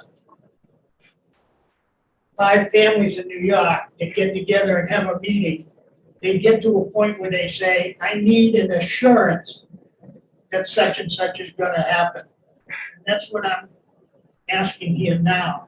Because if you retain something, as I understand it, it could very easily die in the shuffle. It just gets, no. A retained bill could die in retain, especially like with COVID. We get another upsurge and all of a sudden we're not meeting anymore. I have a hard time with that. So I'm thinking about it. Can I get some assurance that we're going to bring this bill back from retain with some new provisions in it soon? I assure you this. I would swear on anything you want that I've already put a draft together. I would swear on anything that you asked me to, that I already put together my own rough draft of this, an amendment. So take me at my word, I would hope it'd be good enough, but During this year, I've already done it. I need to.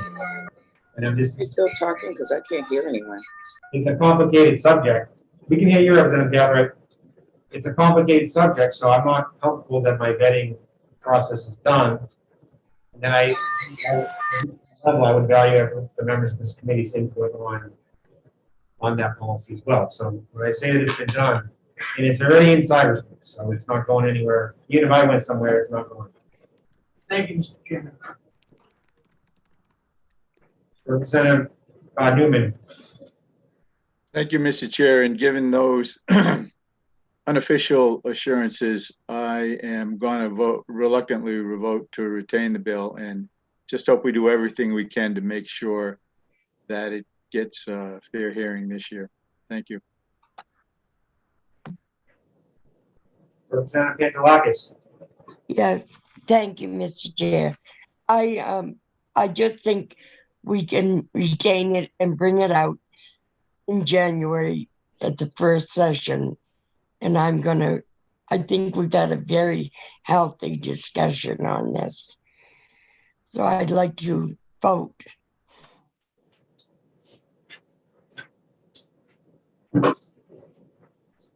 Seeing no hands raised. Gabbard? Sorry, I was not raising my hand. I can hear you. We're gonna move the questions. I was advised to put your video.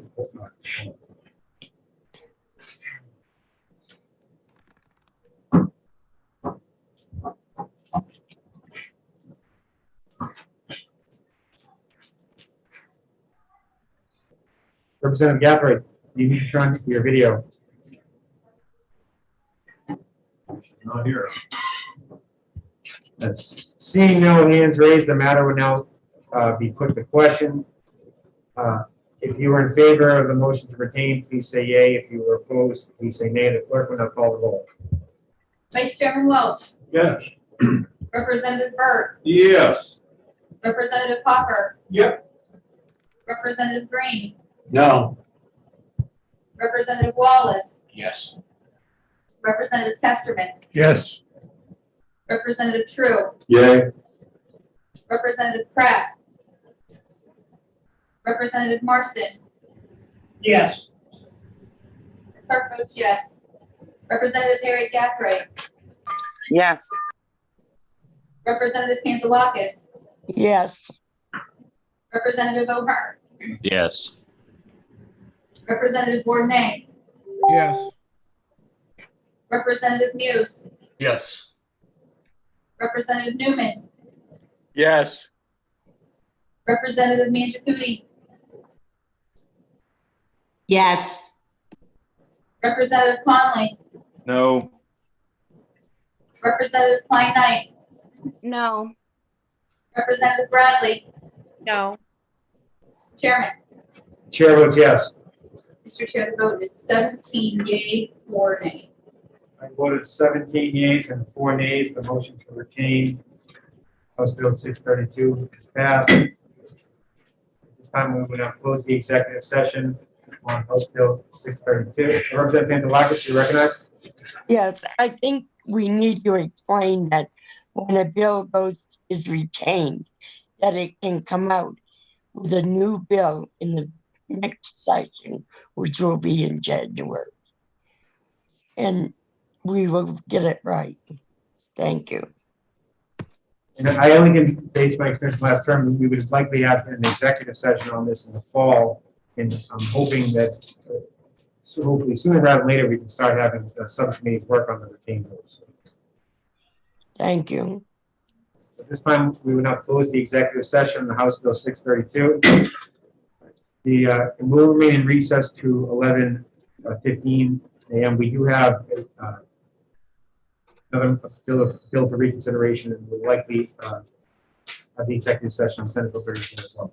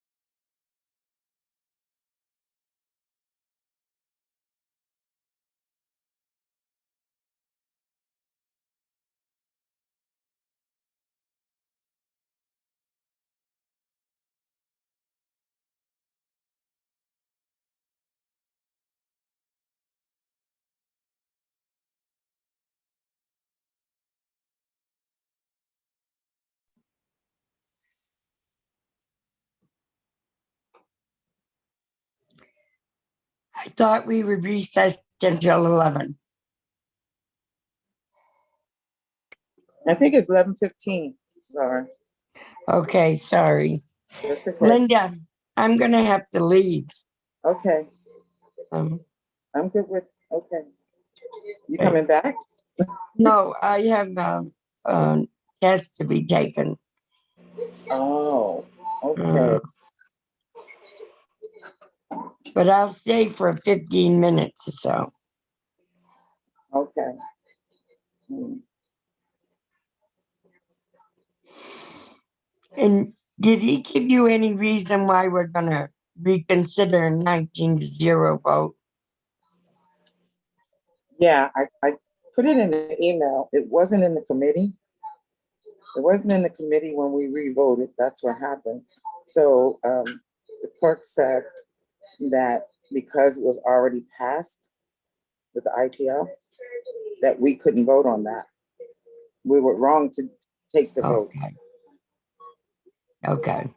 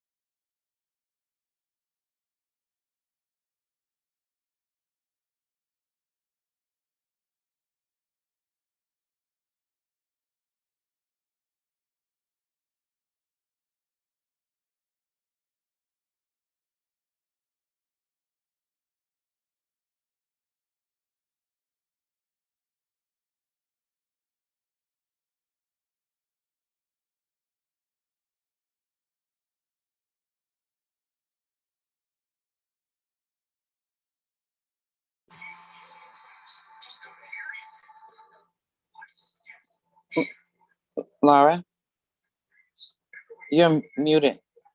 You know what?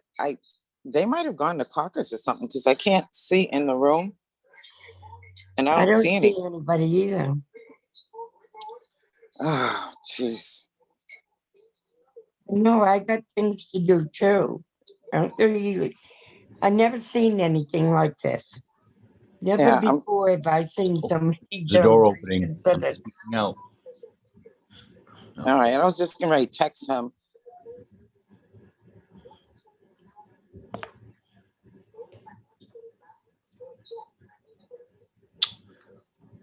What are you cooking, Laura? No, I got two little leprechauns in there waiting for me. We need to remember this is the live recording that's being going out. Yeah, I know. We're not saying anything bad. I'm just falling apart and I have to go have some tests taken. Well, I think you I'll just be need in a prayer minor. that everything will be okay. Yeah, it will. I just think you need a minor tune-up. Oh, probably true, Ray.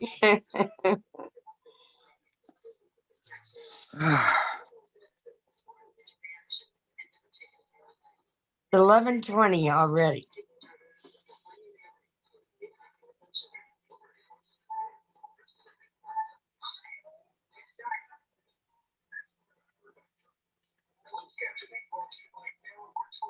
You know, you're the only one allowed to be angry as the dean of the house. So I would use that to your advantage. If you're gonna complain. Nicole, I've got other things more important to get angry about than the meeting. You'll learn that after a while. Well, I'm learning. I'm definitely taking some pages out of your book. Thank you.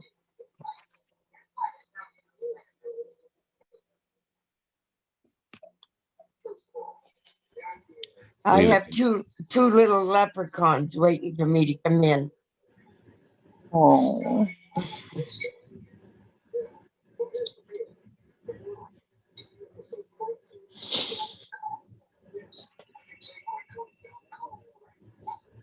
No work today, Andrew?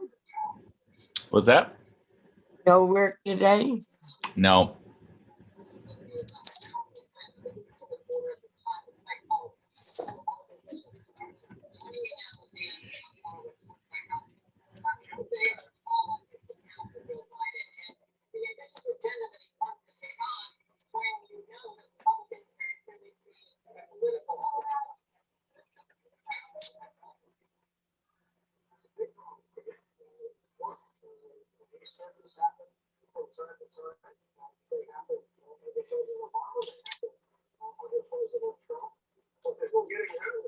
Linda, I think there's some background noise being recorded on your end. Yeah, I'll mute when they come in. Yeah, I'm in the hospital, so it definitely is. And right now I'm not muted. Right now, it sounds like a radio or something. It's a TV.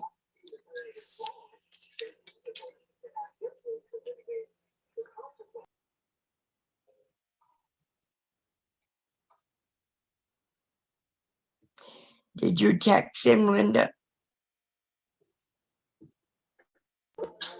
I did. He didn't respond. Thank you.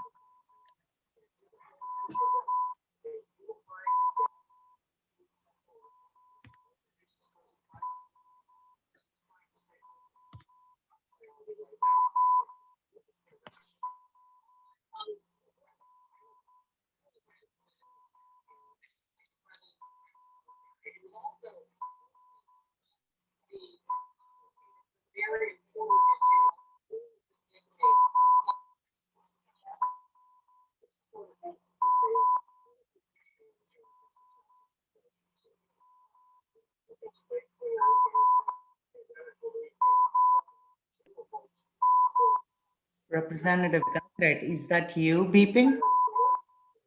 Oh, yeah, that's here. Oh, the beeping is there, okay.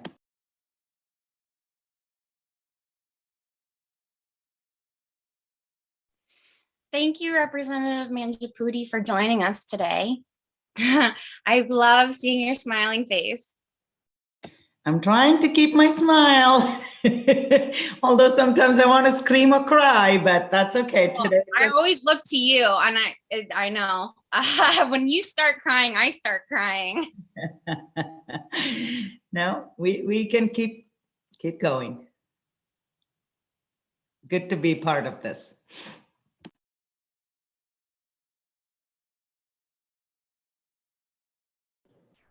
We are back, folks.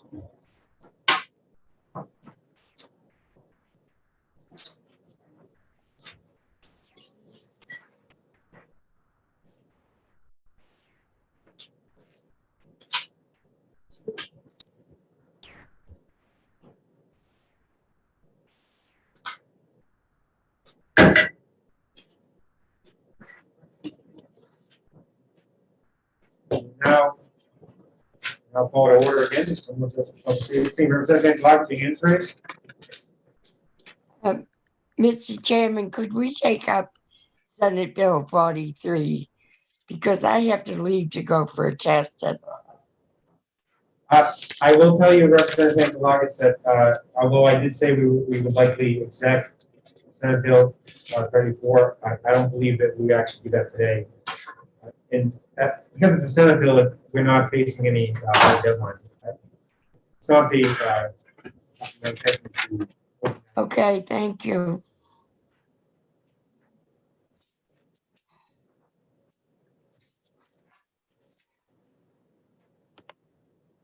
At this time, we will reopen the executive session on House Bill 598.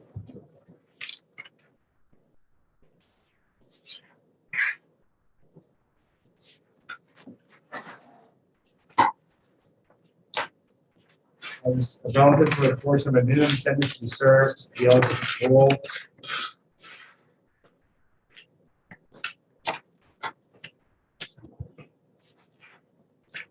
Representative Gafford, do you wish to be recognized for a motion for reconsideration?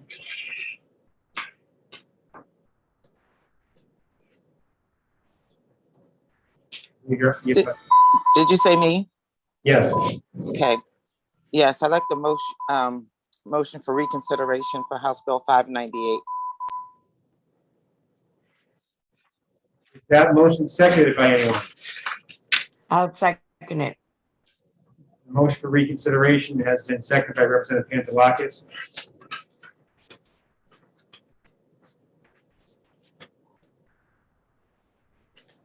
If no member wishes to, Representative Gavin, if you wish to not speak to that, the motion for reconsideration, I can move.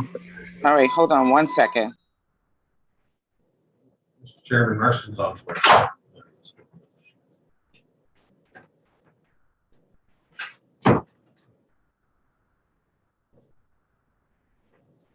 There was a lot of noise here, so I apologize.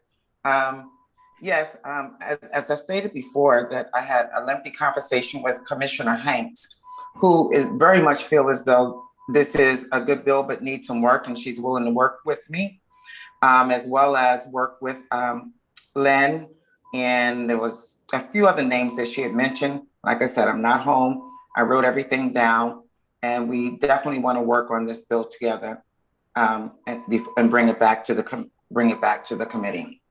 So that's the essence of why I asked for reconsideration, because then I'm going to ask to retain it.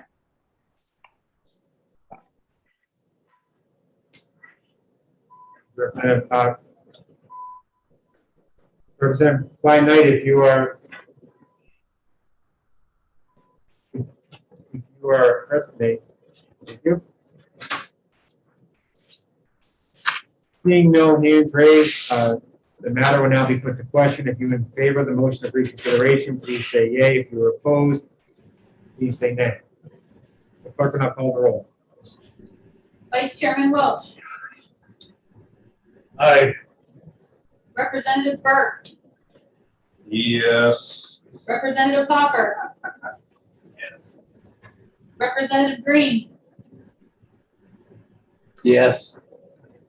Representative Wallace. Yes. Representative Testerman. Yes. Representative True. Nay. Representative Pratt.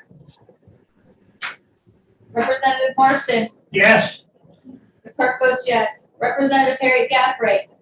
Yes. Representative Pantelakis. Yes. Representative O'Hearn. Yes. Representative Bordenay. Yes.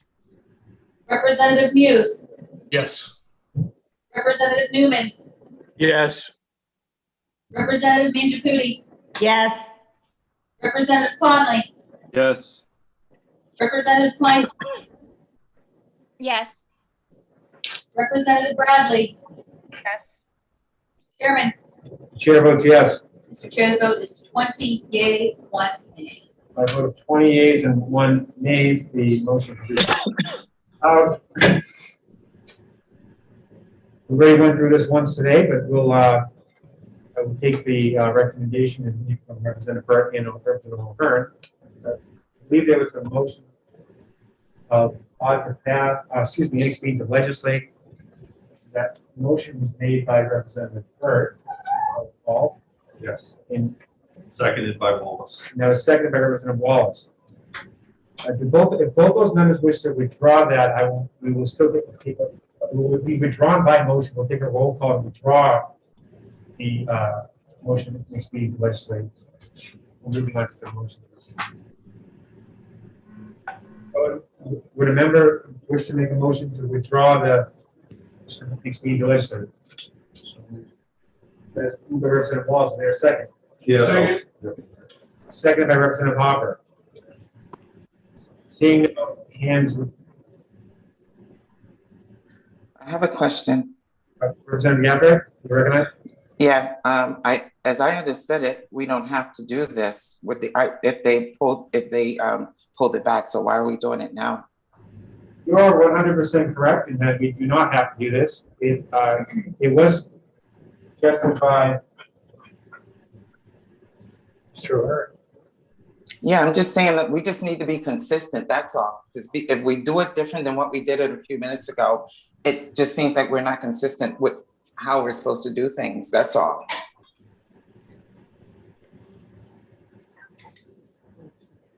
No, we don't have to do it. I mean, You say we should. are we permitted to do it? We're permitted, we don't have to.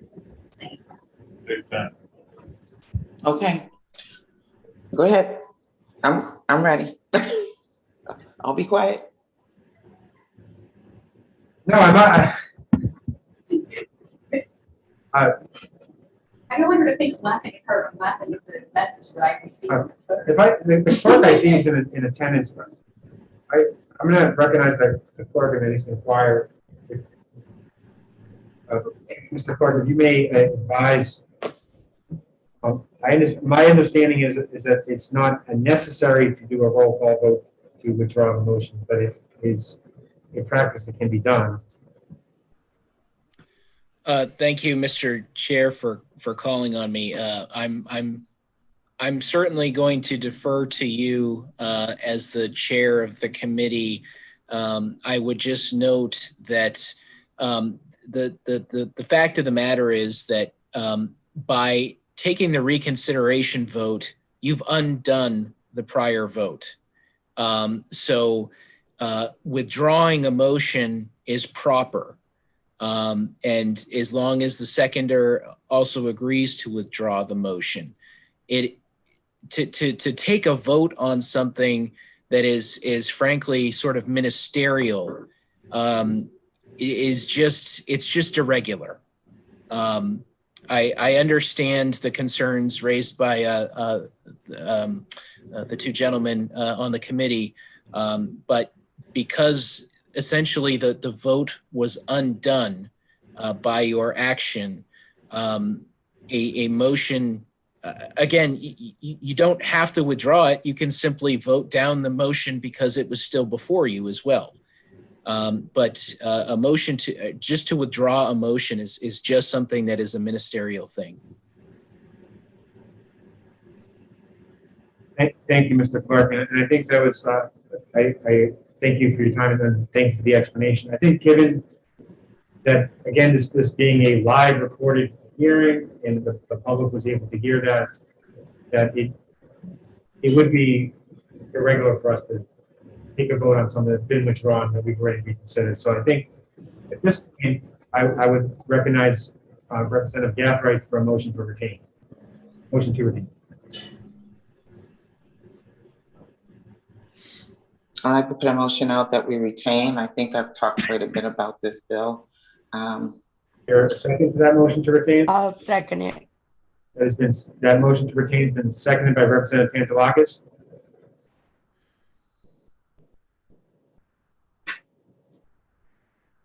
Anyone wishes to speak on the motion to retain? Open. Representative Mangiacuti, you're recognized. Thank you, Mr. Chair.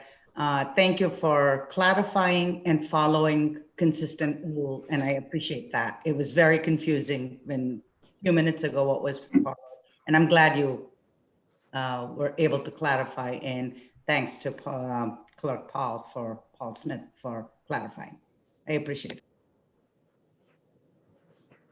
Thank you, Representative. Seeing no hands raised, the matter will now be put to question. If you were in favor of the retain, please say yay. If you were opposed, please say nay. The clerk will now call the roll. Vice Chairman Welch, Aye. Representative Burke, No. Representative Hopper, Yes. Representative Green, No. Representative Wallace, Yes. Representative Testerman, Yes. Representative True, Nay. Representative Pratt, No. Representative Marston. Yes. The clerk votes yes. Representative Harriet Gathright, Yes. Representative Pantelakis, Yes. Representative O'Hearn, Yes. Representative Bourdonnais, Yes. Representative Muse, Yes. Representative Newman, Yes. Representative Mangiacuti, Yes. Representative Conley, Sorry, yes. Representative Klein Knight, Yes. Representative Bradley, Yes. Chairman. Chair votes yes. Mr. Chair, the vote is 17 yea, 4. By a vote of 17 yeas and 4 nays, the motion to retain has been allowed. This time, we will close the executive session on House Bill 598. Before we adjourn, just one housekeeping matter, and I will assure you that if you have any questions about this, that the clerk will do a much better job of explaining this than myself. During the last time we met, we did a reconsideration of a retained bill. I believe it was HB 576. After the reconsideration, we then made a motion about to pass. I hope before I vote on that off the pass, I believe would have been not to put on consent. Despite that unification amongst the committee on that bill, when the bill was retained earlier, it was delivered to the clerk, and by the bill being delivered to the clerk, despite being retained, it was actually no longer in our committee. And for that reason, it was not proper for us to reconsider the bill and then to vote on the pass. So although that was a good exercise in, I should say good exercise in the incorrect procedural matter, essentially that whole reconsideration then off the pass was not proper because the bill was no longer here. So that bill will remain continue to be retained by the committee. Considering how we voted on it, I can imagine that we will eventually pass that bill. But this time, just to clarify to the members, that bill will not be leaving this committee as not to pass. So I apologize for the confusion. There's not much we can do about that. Representative True? Thank you, Mr. Chair. Could you clarify the clarification, beginning with what bill we're talking about? So it was HB 576. that we retained? Well, we initially retained HB 576. So after we retained it, I believe the public hearing was on March 3rd. The bill was retained in an executive. It was docketed on March 9th. I believe on March 10th, we opened a public hearing. I'm sorry, I reopened the executive session, and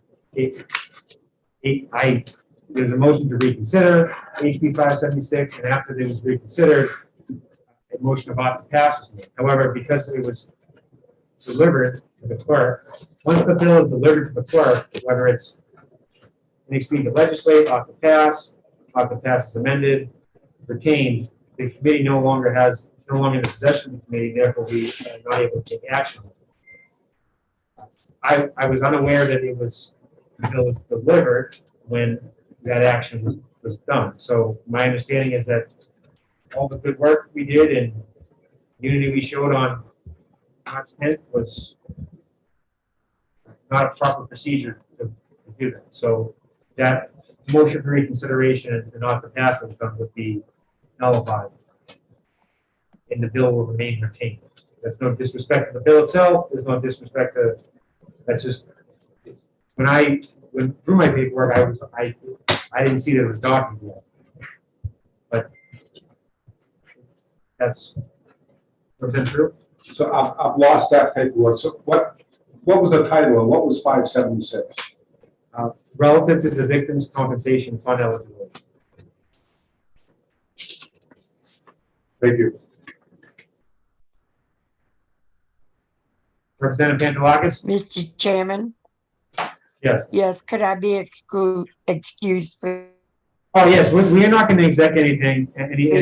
No further actions will be taken. We call the chair's attention to open the executive session 34, Senate Bill 34. So we can adjourn, but I see two hands raised. Representative Knight? I have a question for the chair on HB 576.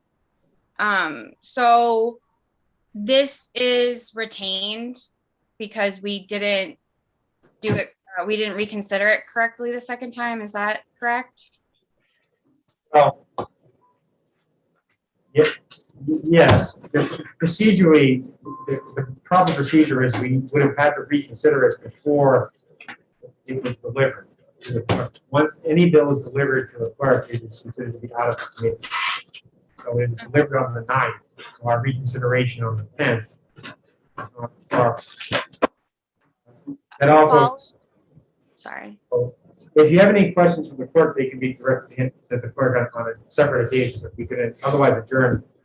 But that's the procedure. And there's not much I can do to change what has happened. Representative Gabbard, you're recognized. Okay, I understand that, but is the clerk still with us? Clerk is still with us. Okay, I have a question of the clerk. I'm here, Representative. Okay, is there anything that we can do to, I guess, so that the 19-0 vote goes through, or anything that we can do to, what would it take to pull it back to us, or, well, I'm just not sure, and I'm just asking. Sure. So the short answer is it's still with you. The issue is that the action isn't going before the body at this point because you did vote to retain it. The list of retained bills was transmitted to my office, and so we did docket it accordingly. So that at that point, just as if a bill had been reported out as ITL'd and had been transmitted to my office, it could not be reconsidered by the committee. So the list had been transmitted. And while the bill is still technically in your possession, but your report for this year is that you've retained it for action in the second year. you can begin as you conclude your work on House bills and Senate bills. The Speaker has indicated that you can begin retained bill work sessions for the second year, and obviously come the fall, this could be reported out, and certainly it sounds like it's almost a consent calendar item. And not being familiar with the particular bill, but that being said, I will say that that you are not the only committee that has found themselves in this situation. There is an alternative whereby on the full floor of the House, a bill could be withdrawn from committee. However, I would suggest that that is not a good practice because it essentially is taken away from your committee because without a recommendation from the committee.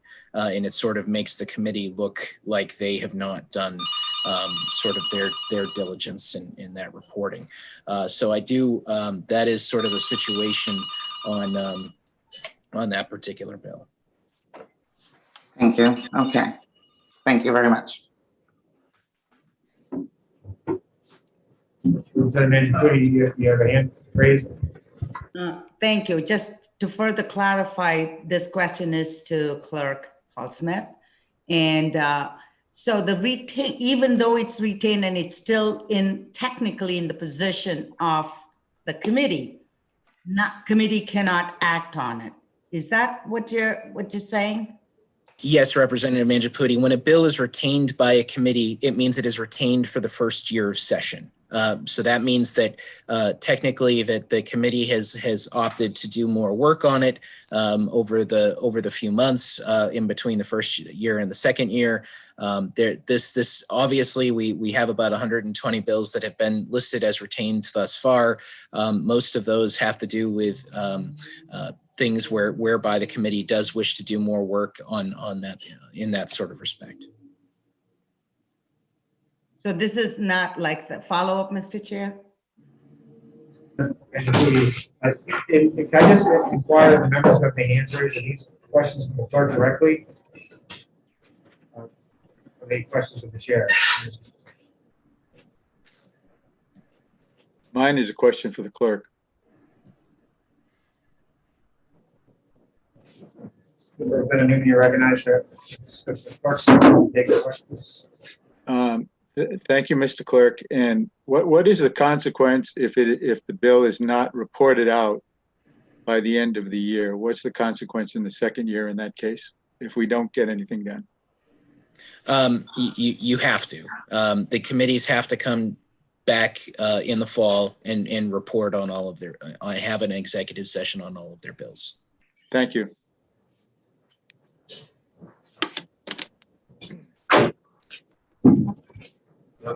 Representative Klein Knight, last question. This is just for executive session, unless we're done with that. I just feel like we made a mistake and the bill's good and we should fight to overturn this on the floor. I agree that the bill is good and I believe that a mistake was made. I'm sure we'll get this bill out of our committee. We would have gone on the consent calendar if not for situation. Thank you, Mr. Clerk, for assisting the committee today, and I want to thank the members. We can now be adjourned.